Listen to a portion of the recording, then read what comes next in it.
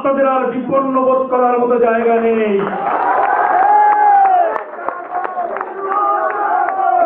কারণ ভারতবর্ষের সরকার আপনাদের পাশে আছে, তার জন্যই তার প্রতিনিধি হিসাবে ভারতীয় জনতা পার্টির কেন্দ্রীয় নেতা হিসাবে এবং সর্বোপরি আমার পূর্বপুরুষদের এই জায়গায় এসে যে ভাষা, যে কৃষ্টি, যে কালচার, যে গন্ধ, যে মানুষের ভাষা যেটা আমি বুঝি, সেই জন্য আমি হৃদয় দিয়ে উপলব্ধি করার জন্য আজকে 5 দিন বাংলাদেশ ভ্রমণ করছি।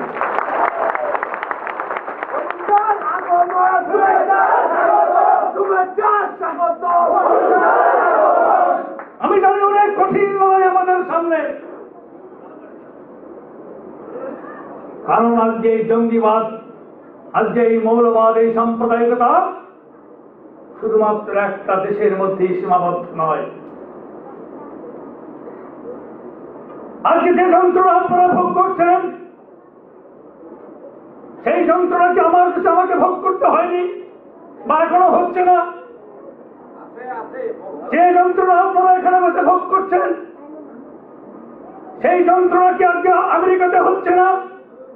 যে যন্ত্রণা আপনারা এখানে ভোগ করছেন, সেই যন্ত্রণা পাকিস্তানে হচ্ছে না? এই যন্ত্রণা, এই সাম্প্রদায়িকতার বিষবাষ্প আজকে সারা পৃথিবী জুড়ে মাথা উঁচু করে দাঁড়ানোর চেষ্টা করছে।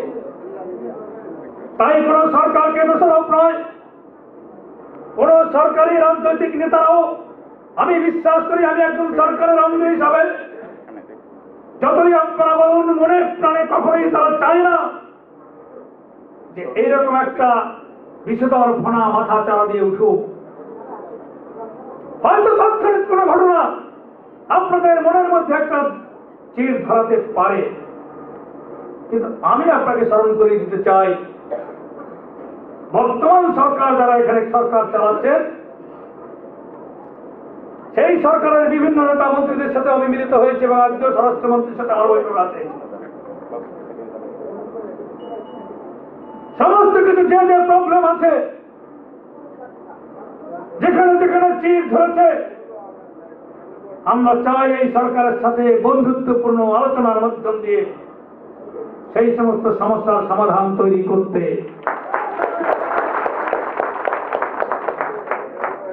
কারণ আমরাও তাদেরকে বুঝিয়ে দিতে চাই,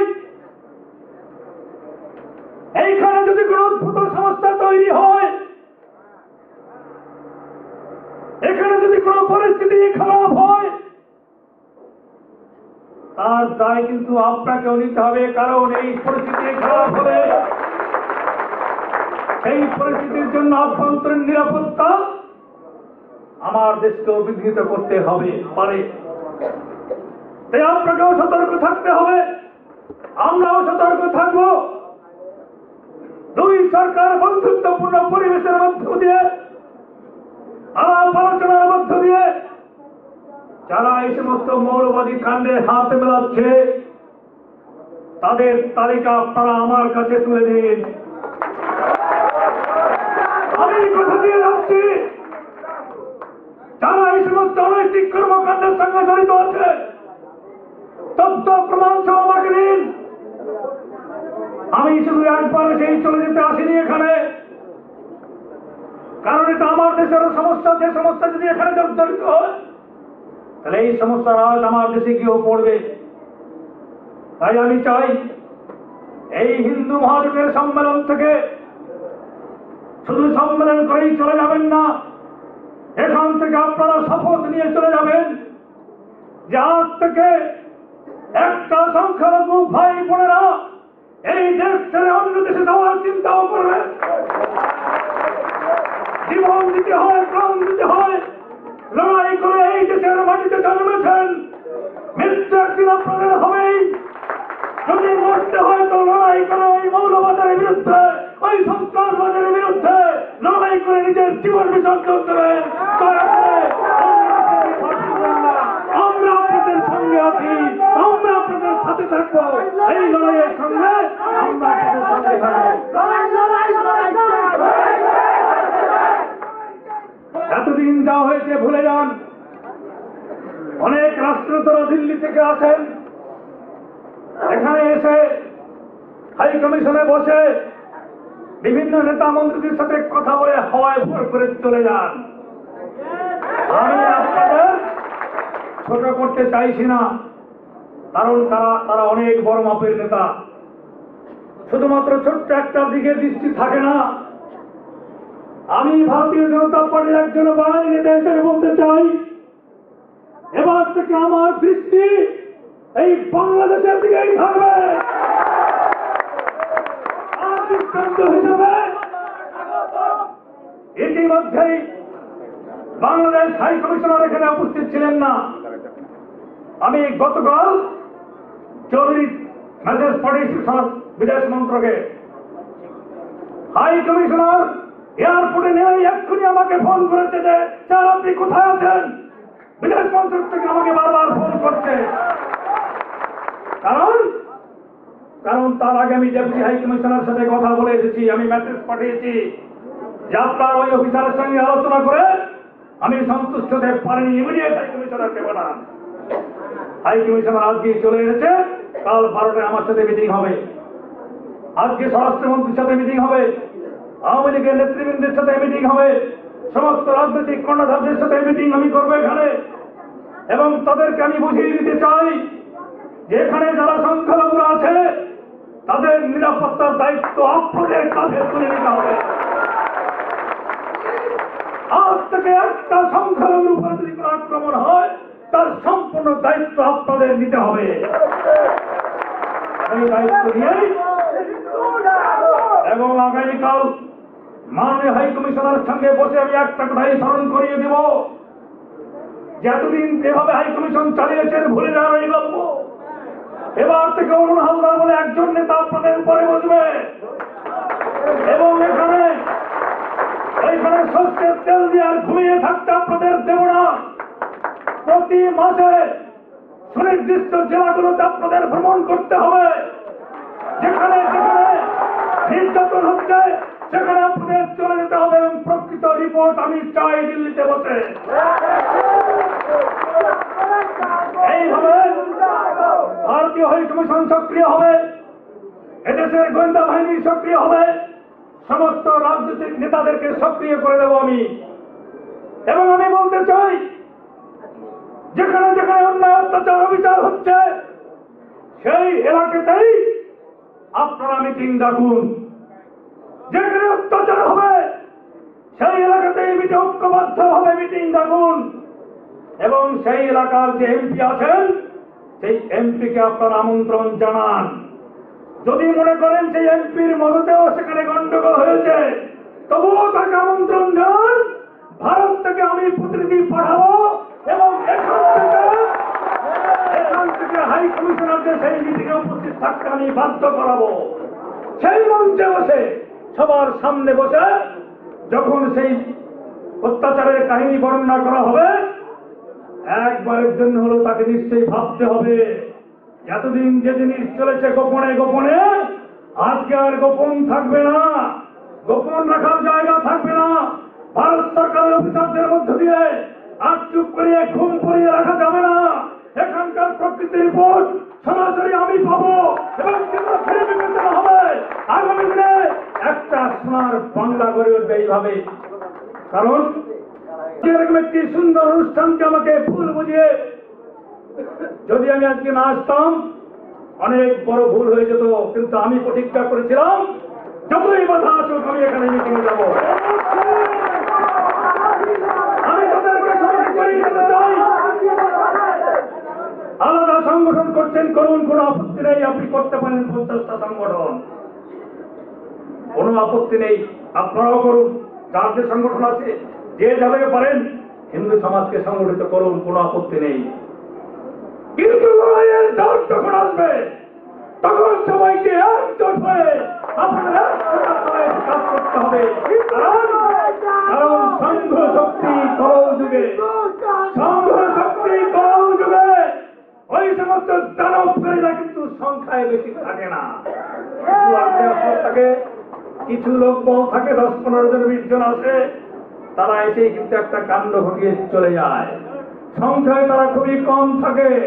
কিন্তু আপনারা যদি সংঘবদ্ধ থাকেন আর সংঘবদ্ধ হয়ে একবার ওদের রুখে দিতে পারেন, ওরা বঙ্গোপসাগরে গিয়ে ঠাই নেবে, আপনার সামনে দাঁড়াতে পারবে না।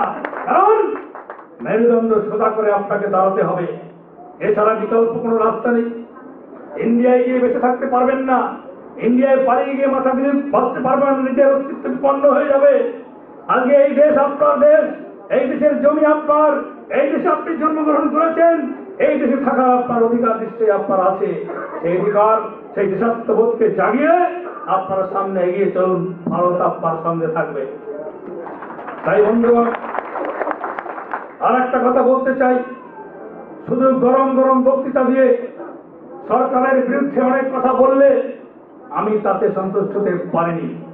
এখানে বলেছেন অনেক কথা, সরকার আমাদের অনেক করেছে, কিন্তু আমি তাদেরকে স্মরণ করিয়ে দিতে চাই।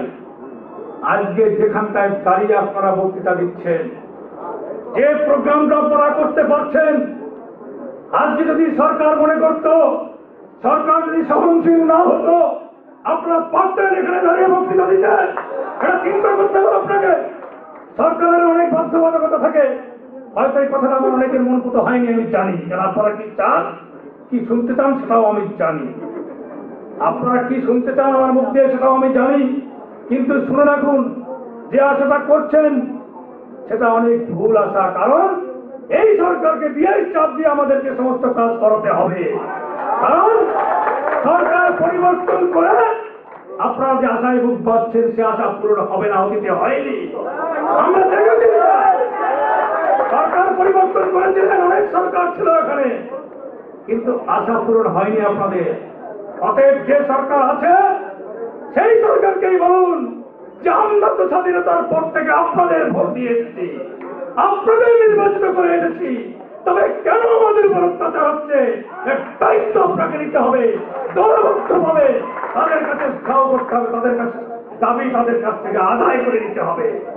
আজকে আপনারা যদি লড়াই করেন, আপনাদের সঙ্গে আমরা থেকেও এই সরকারের কাছ থেকে আমরা সেই সমস্ত দাবি আদায় করতে পারবো।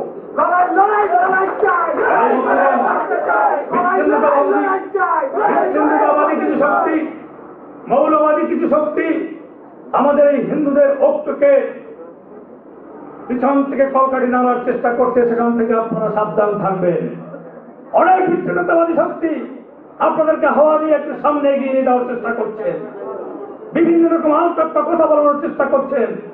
কিন্তু আজকে আপনারা বুকে হাত দিয়ে বলুন তো দেখি, যে জায়গাটা সভা করছেন, এই সরকার সহনশীল না হলে আপনারা করতে পারতেন? এখানে সভা বলুন, করতে পারতেন? তাহলে সেই জায়গাটা তো তৈরি হয়েছে, এটা একদিনে তৈরি হয়নি, একদিনে এই জিনিসটা তৈরি হয়নি। তার জন্য অনেক লড়াই, পিছন থেকে অনেক রকম মদত করতে হয়েছে। আজকে তার জন্য আপনারা হিন্দুরা একজোট হয়ে আজকে সভা করতে পারছেন। কি করতেন এই সরকার যদি মানা করতে, একটা 144 জারি করে দিত, করতে পারতেন সভা এখানে? আপনারা আমাদের দাবি, আমাদের অধিকার, আমাদের নির্যাতন, এগুলো বন্ধ করার জন্য আমরা রাস্তায় দাঁড়িয়ে আন্দোলন করব। সেই আন্দোলনে যদি আপনাদের কোনো বাধা আছে, তার জন্য আমরা আপনাদের পিছনে আছি, এই কথাটা বারবার করতে হবে। আজকে বিভিন্ন সংগঠন থেকে এখানে সংরক্ষণের কথা উঠেছে, আমি কয়েকজন রাষ্ট্রপ্রধানের সঙ্গে দেখা করেছিলাম, তারাও কিন্তু নৈতিকভাবে সমর্থন জানাচ্ছেন এটার বিষয়ে। তাদের কিন্তু এখানে কোনো অমত নেই এই ব্যাপারে, কিন্তু সেই লড়াইটা তো আমি ইন্ডিয়া থেকে সেখানে করে যাব না। আপনাদের সেই আন্দোলনটাকে এখানে তুলতে হবে, সঠিকভাবে সে আন্দোলন করুন। আন্দোলন করে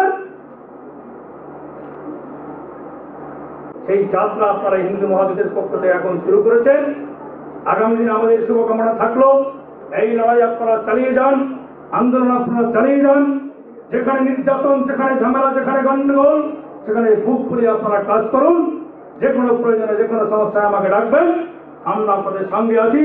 আগামী দিন বাংলাদেশের সংখ্যালঘু ভাইরা একটা নতুন স্বপ্ন, নতুন আশা নিয়ে এখানে বেঁচে থাকুক, সেই আশা রেখে উপস্থিত সবাইকে আরো একবার আমার অভিনন্দন জানিয়ে, ভালোবাসা জানিয়ে, লড়াইয়ের ময়দানে আবার আপনাদের আহ্বান জানিয়ে আমি আমার বক্তব্য এখানে শেষ করলাম। নমস্কার।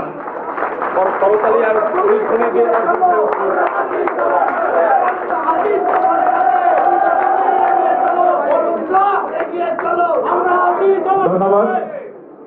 সবার কথা শুনবো। আপনারা অনেক দূর থেকে এসেছেন, আপনাদের কথা আমাদের শুনতে হবে এবং সেই অনুসারে আমাদের কাজ করতে হবে। ধন্যবাদ।